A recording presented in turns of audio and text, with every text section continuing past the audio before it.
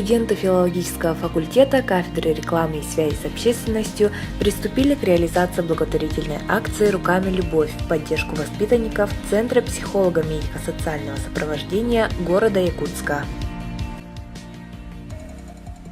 Наш проект называется «Руками любовь».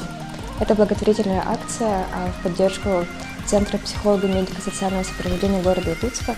Воспитанники, которые являются дети, которые имеют тревожное состояние, либо проблемы с коммуникацией.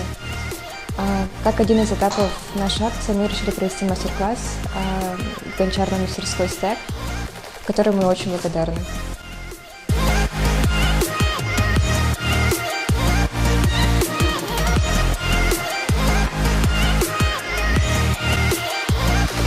В рамках данной акции для детей был проведен творческий мастер-класс в гончарной мастерской, где они своими руками смогли создать неповторимые поделки из глины.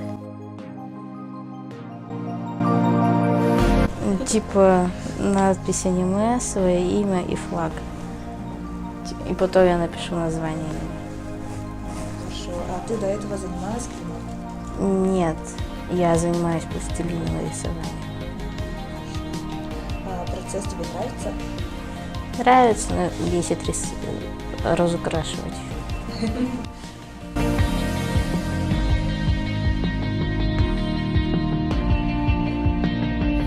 Глина помогает развитию моторики, образного мышления, объемно-пространственного. В данный момент девочки делают тарелочки, которые они могут использовать функционально.